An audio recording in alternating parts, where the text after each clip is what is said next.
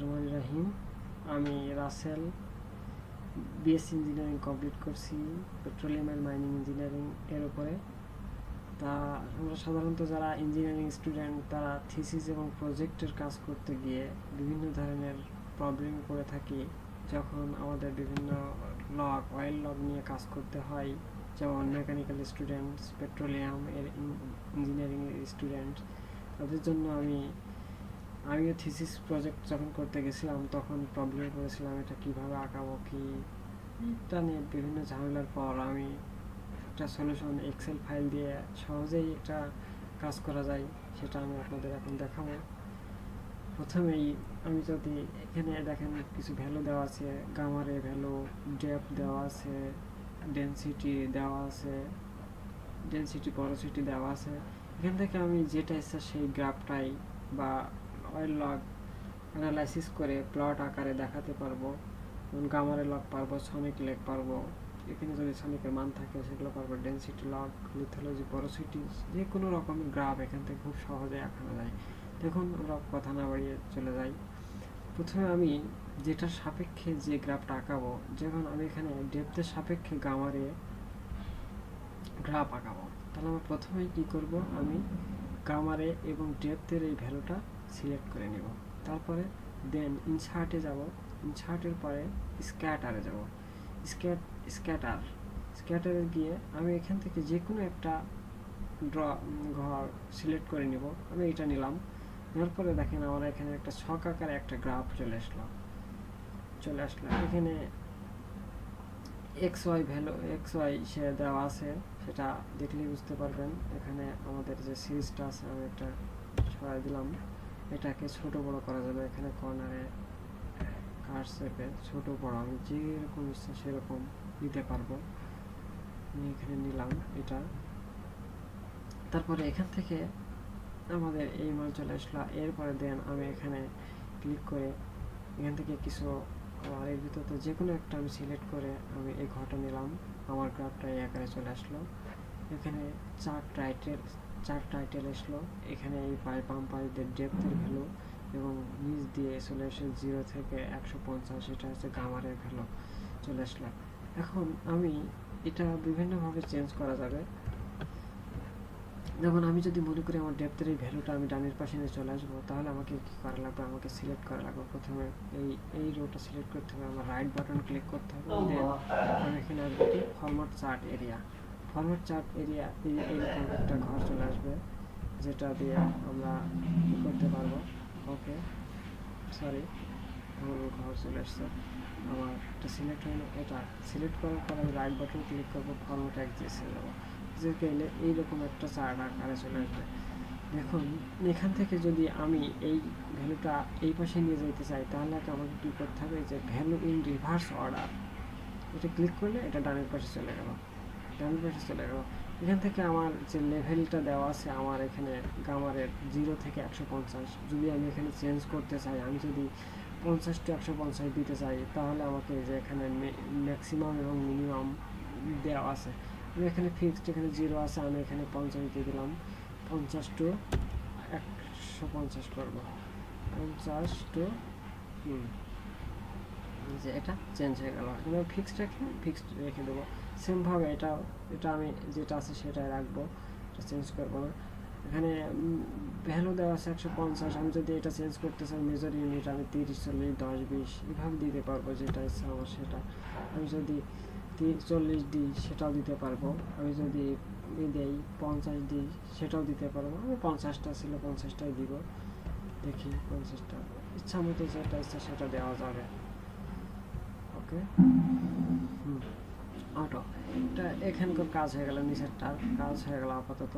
এখন আমি যদি আবার আমার এই ভ্যালুটা উপরে নিয়ে যেতে চাই, নিচের যে গামারের ভ্যালু এটা আমি উপরে নিয়ে চলে যাব, তাহলে কী করতে হবে, আমার রাইট বাটন এটা ডেপথ এটা সিলেক্ট করে সেমভাবে ফরম্যাট অ্যাক্সিসে যেতে হবে। তারপরে এখানে সেমভাবে আমার এখানে দেখেন চলে এসছে ডানের পাশে ফিক্সড ভ্যালু এবং রিভার্স, এটাকে ক্লিক করে দিলে আমার এটা উপরে চলে গেল। এখানে 50 থেকে 110 রয়েছে, আমি যদি 70 থেকে 110 সিলেক্ট করে দিই, 50 থেকে সিলেক্ট, এটা সমস্যা নেই। আমি এটা যদি আমি কমাই বাড়াই দিই, এখানে রয়েছে হচ্ছে কত 2742 থেকে 2730। আমি যদি 2742 এখানে বাড়ানো কমানো করতে পারি ইচ্ছা মতো। আমি যদি 2730 না দিয়ে 30 রয়েছে, 30 থাক, আমি নিচেরটা যদি এটা কমাই দিই 2740 দিই বা 35 দিতে পারবো। এটা আমি ইচ্ছা মতো চেঞ্জ করতে পারবো। 2735 সাপোজ দিলাম, ওকে। চেঞ্জ করে দেখেন কী অবস্থা হয়। এখন আমি যদি ফিক্সড করি তাহলে এই আকারে চলে আসলো, এখানে ঘর বেড়ে গেল, পয়েন্ট আকারে চলে আসলো। ওকে, এটা আমি 35 দিব না, আমি এটাকে 40-এ রাখবো। 40-এ রাখবো। মেজর ইউনিট এখানে 2 রয়েছে, আমি যদি এটাকে চেঞ্জ করে দিতে পারবো। 2 রয়েছে, এটা ইচ্ছা করলে চেঞ্জ করে দিতে পারবো। যেটা রয়েছে আমরা অটো করে দিলাম বা ফিক্সড ইচ্ছা মতো চেঞ্জ করা যাবে।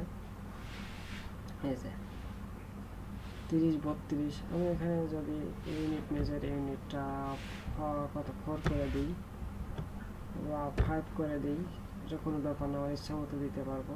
দিলেই যেটা ইচ্ছা সেটাই দিতে পারবো। 4 দিলে এইরকম আকারে চলে আসবে। এটা 2 ছিল, নিজে এখানেও চেঞ্জ হয়ে গেছে। সেমভাবে এটা ইচ্ছা মতো চেঞ্জ করা যাবে, ওটা কোনো না। সেমভাবে এটার কাজ আপাতত শেষ। এখন যদি আমি এই ঘর এর ভিতরে ভিতরে সিলেক্ট করে এটাকে আমার বাড়ানো কমানো যাবে। এর ভিতরে আমি যদি যতটুকু ইচ্ছা ততটুকু বাড়াইতে কমাইতে পারবো, এটার কোনো সমস্যা না। এবার আমি সিলেক্ট করে রাইট বাটন ক্লিক করলাম, এবার ফরম্যাট প্লট এরিয়া চলে আসলো। এখানে যদি আমি নো ফিল দিই, প্যাটার্ন ফিল, এখন অনেকগুলো অপশন আছে। আমি যদি প্যাটার্ন ফিল দিয়ে দিই, দেখেন প্যাটার্ন ফিল দিলে আমার ইচ্ছা মতো আমি যে কোনো একটা প্যাটার্ন ফিল এর ভিতরে দিতে পারবো। যেটা ইচ্ছা সেটাই এর ভিতরে দেওয়া যাবে, প্রবলেম নেই। এভাবে একটা সিলেক্ট করে দিতে হবে, দেওয়া যাবে, এটা কোনো প্রবলেম নাই। বা এখান থেকে যে বর্ডার কালার চেঞ্জ করা যাবে, সবই ইচ্ছা মতো দেওয়া যাবে। সেমভাবে আমি যদি এখানে চার্ট টাইটেল রয়েছে, আমি যদি এটাকে মুছে দিয়ে ইচ্ছা মতো এই যে এখানে ডিজাইন আছে, লেআউট ও আমার ভিতরে করা যাবে। এই যে কালার চেঞ্জ, আমি এখান থেকে ইচ্ছা মতো কালার চেঞ্জ করতে পারবো, আমি যে কোনো কালার দিতে পারবো, দেওয়া যাবে। আমি লেআউট এবার হচ্ছে আমি উপরে এখানে একটা টাইটেল দেবো, চার্ট টাইটেল। এখানে আমার লেআউটে যে চার্ট টাইটেল দিতে হবে, আপ চার্ট টাইটেল অথবা দেওয়া যাবে। অথবা যদি আমি মনে করি যে আমি টেক্সট বক্স আঁকাবো, এটাকে ডিলিট করে দিয়ে সরি আপ চার্ট টাইটেল আমি এটা ডিলিট করে দিব, সরি।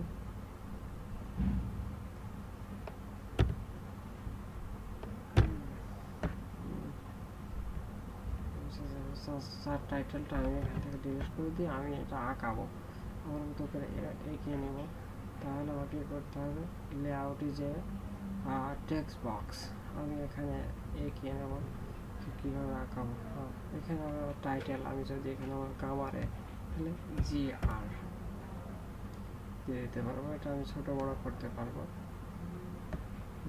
আমি এটা আমার যেখানে আছে সেখানে বসাইতে পারবো।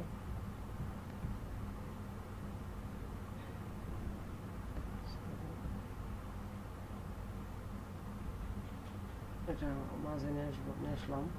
এখানে আমি এই সাইডে একটা দেবো।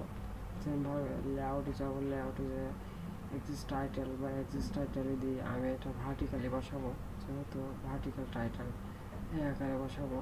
বসাইতে পারলে বসাইতে চাইলে বসাইতে পারবো, অথবা আমি যদি আবার এখানে এটা একটু ছোটো হয়েছে, আমি এটা একটু বড় করে নেব, এটা করে নেব।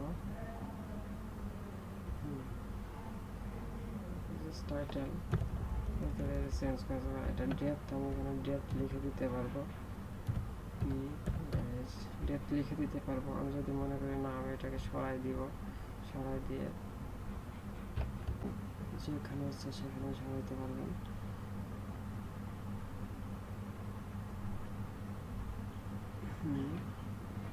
কীভাবে এই টাইপের যত গ্রাফ আছে কি আপনার ওয়াইল্ড লাগের যত গ্রাফ আছে সবগুলোই আঁকানো যাবে। এখান থেকে বিভিন্ন রকম কালার দেওয়া যাবে, ডিজাইন ফরম্যাট আপনি যে কোনো ফরম্যাট দিতে পারবেন। লেআউট, এখান থেকে লেআউট গ্রিড লাইন দিতে পারবেন। এখানে ডিজাইন করতে পারবেন, বিভিন্ন রকম যত ডিজাইন আছে সবগুলো ডিজাইন দিতে পারবেন। ইচ্ছা মতো যেমন ইচ্ছা সেরকম করে সাজানো যাবে, গ্রাফটাকে সুন্দর করা যাবে, কালারফুল করা যাবে। গামার ডেনসিটি লক, তারপরে ডিপিএইচ, নিউটন পোরোসিটি লক, সুন্দরভাবে এইভাবে সব গ্রাফগুলোই আঁকাতে পারবেন। এখানে এইভাবে ডিজাইন করতে পারবেন, সবগুলো বিভিন্ন কালার চেঞ্জ করতে পারবেন। এখানে ডিজাইন আছে, ফরম্যাট আছে, সব কিছু আছে। আপনি এখান থেকে যেমন ইচ্ছা সেমনই কালার করতে পারবেন। এখানে প্লট এরিয়া আঁকাতে পারবেন, প্লট এরিয়া গ্রিড লাইন দিতে পারবেন, এই যে মাঝে মাঝে যে গ্রিড লাইনগুলো সব চেঞ্জ করতে পারবেন। এটা সবই এক্সেলের মাধ্যমে সমস্ত রকম গ্রাফ আঁকানো যাবে। এটা আঁকি নিজের মতো করে সাজাইতে হবে।